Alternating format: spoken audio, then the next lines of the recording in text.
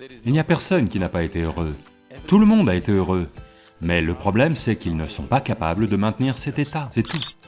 Il n'y a que deux choses. À quel point êtes-vous joyeux?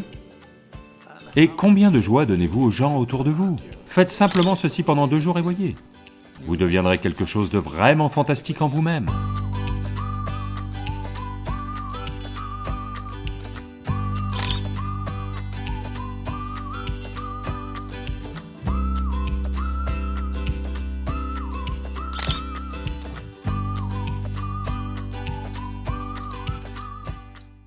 Qu'est-ce que le bien-être? Quand vous sentez-vous vraiment bien dans votre vie? Quand vous sentez-vous vraiment bien? Quand vous êtes très heureux, vous êtes bien. Même si vous êtes malade, vous allez quand même bien, n'est-ce pas? Même si le diagnostic médical c'est que vous êtes malade, vous êtes très heureux en ce moment, vous vous sentez bien, n'est-ce pas?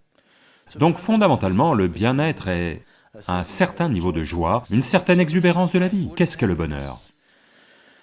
Nous pouvons dire que le bonheur est ceci, cela, mais en termes de vie, vos énergies vitales sont un peu plus exubérantes que d'habitude. La dépression signifie que vos énergies vitales sont devenues très basses et moroses. Le bonheur signifie que vos énergies vitales sont exubérantes. Il y a de nombreuses façons de décrire le bonheur. Mais seuls ceux qui sont heureux savent ce que ça veut dire d'être heureux. Il n'y a personne qui n'a pas été heureux. Tout le monde a été heureux. But the problem is they're not able to maintain it, that's all.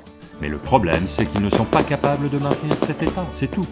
Donc, vous n'avez pas à vous imposer des résolutions à vous-même. Juste de petits outils pour vous assurer que vous ne sombrez pas. Voyez, beaucoup de gens dans les affaires, ils pensent qu'ils ne tiennent leur compte que pour l'administration fiscale. Non. Vous faites vos comptes non pas pour l'administration fiscale, mais parce que si vous ne tenez pas de compte, vous ne savez pas si vous faites des bénéfices ou des pertes. C'est l'idée des comptes, n'est-ce pas? Pour savoir si vous avancez ou si vous reculez, vous avez besoin d'un livre de comptes. Pourquoi ne tenez-vous pas un livre de comptes? À la fin de la journée, vérifiez simplement. Suis-je un peu plus joyeux aujourd'hui qu'hier? Si vous aviez fait cela depuis l'âge de 5 ans, vous seriez extatique aujourd'hui. Colonne des profits. Vous êtes devenu comme ça parce que vous n'avez jamais tenu de compte. Un jour vous avez vérifié, quand c'est devenu très douloureux, alors vous vous rendez compte que vous êtes en grave déficit. Chaque jour, chaque mois, tenez simplement les comptes. Est-ce que je deviens plus joyeux ou moins joyeux? Il n'y a que deux choses. À quel point êtes-vous joyeux? Et combien de joie donnez-vous aux gens autour de vous? Cela, vous pouvez en tenir le compte. Si vous tenez le compte de cela,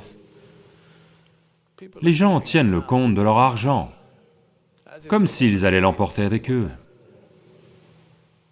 La vraie richesse de la vie, c'est à quel point vous êtes joyeux, à quel point votre expérience de la vie est merveilleuse. La joie n'est pas un but en soi, mais c'est une ambiance nécessaire à la vie. Si vous ne créez pas cette ambiance, alors quoi que vous ayez est simplement gâché.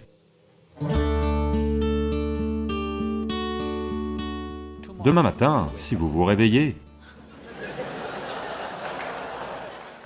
Non, ce n'est pas mon souhait, mais je veux que vous le sachiez. De toutes les personnes qui iront se coucher ce soir, plus d'1 million de personnes ne se réveilleront pas demain matin. Si vous et moi, nous nous réveillons demain matin, n'est-ce pas fantastique? 1 million de personnes ne se sont pas réveillées. Vous vous êtes réveillés, n'est-ce pas une chose merveilleuse? Vous n'avez pas l'air d'être convaincu. Parce que le problème, c'est que vous vivez avec l'idée que vous êtes immortel. Quand je dis que vous êtes immortel, ce n'est pas que vous pensez concrètement que vous êtes immortel, mais vous n'êtes pas conscient de votre mortalité. Si vous n'êtes pas conscient de votre mortalité, quelque part vous pensez que vous êtes immortel, n'est-ce pas? Combien de moments dans une journée êtes-vous conscient que vous êtes mortel? Si vous étiez conscient, auriez-vous le temps de tricher?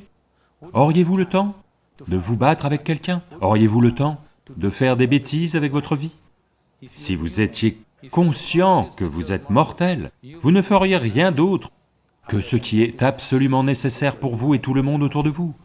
Ne pensez pas que c'est une chose négative, la mort n'est pas une chose négative, c'est la seule chose qui ajoute de la valeur à votre vie. Si vous étiez ici pour toujours, vous seriez insupportable. Si vous prenez conscience de cette seule chose, que vous restez constamment conscient que je suis mortel, vous n'avez pas à penser « je vais mourir aujourd'hui », nous n'en avons pas l'intention, nous voulons vivre le plus longtemps possible. Simplement, vous savez que un jour je vais mourir. Chaque jour, à chaque instant, si vous vous rappelez, ceci est une vie brève, je suis mortel, un jour je prendrai fin. Faites juste cela pendant 2 jours et voyez. Vous deviendrez quelque chose de vraiment fantastique en vous-même, c'est tout.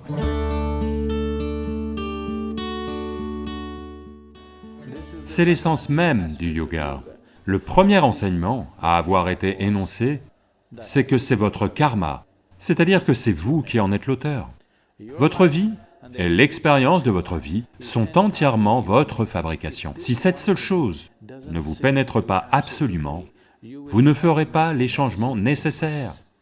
Vous pensez toujours, oui, je sais que c'est mon karma, mais vous savez, mon mari, ce qu'il a fait. Vous ne pouvez pas régler ça. D'abord, vous comprenez que c'est ma création, entièrement ma création. Dès l'instant où vous le voyez, vous avez la possibilité de le changer. Je le vois, mais... Vous savez ce qu'ils m'ont fait hier? Maintenant, vous ne pouvez pas le changer. Peu importe qui a fait quoi. Ce qui se passe en vous, votre expérience de votre vie, est entièrement votre création. C'est votre karma. Karma veut dire, pas quelque chose qui vous tombe dessus de quelque part. Le karma veut dire vos actions, c'est votre fabrication, c'est ce que vous faites. Avant d'aller au lit, tout ce qui n'est pas vous, mettez-le de côté. C'est peut-être précieux pour vous. Pensez-y, votre maison, est-ce vous? Oh, ma maison! D'accord, vous adorez votre maison, mais d'accord, mettez-la de côté. Votre mari, est-ce vous? Non, ça c'est facile, il n'est pas moi.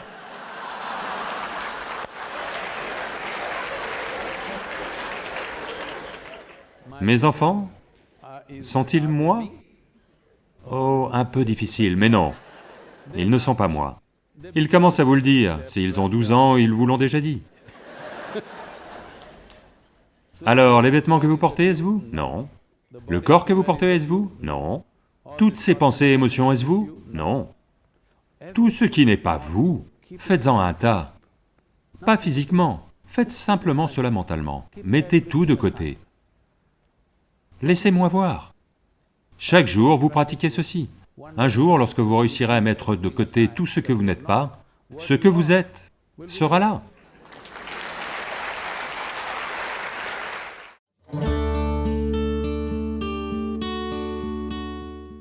Ce que vous appelez amour est fondamentalement la douceur de vos émotions. Vous êtes assis là, vous pourriez ressentir de l'amour pour quelqu'un qui n'est même pas là.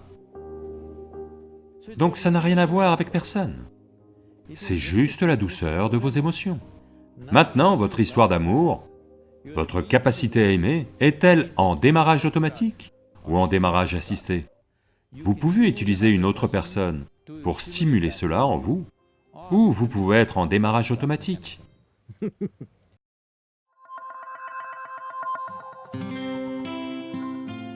Voyez, quel est ce besoin d'amour chez un être humain?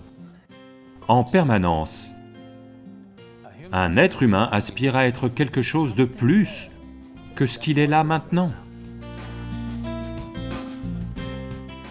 Le problème, c'est que vous voulez inclure quelque chose qui ne fait pas partie de vous comme vous-même, c'est tout l'effort. Si cela a lieu émotionnellement, sur le plan émotionnel, si vous essayez cela, on appelle ça une histoire d'amour. Vous essayez de rendre quelqu'un qui ne fait pas partie de vous une partie de vous-même, émotionnellement. C'est une histoire d'amour. Si vous le faites consciemment, on appelle cela yoga. 5 minutes chaque jour, allez vous asseoir avec quelque chose qui ne signifie rien pour vous. Peut-être un arbre, ou un caillou, ou un ver de terre, ou un insecte. Au bout d'un certain temps, vous verrez que vous pouvez regarder cette chose avec le même amour que vous portez à votre femme, mari, mère, enfant ou chien. Peut-être que le ver de terre ne le sait pas, que l'insecte ne le sait pas. Ça n'a pas d'importance. Si vous pouvez tout regarder avec amour, le monde entier explose en un magnifique phénomène pour vous. Vous réalisez que l'amour n'est pas quelque chose que vous faites, c'est la façon dont vous êtes.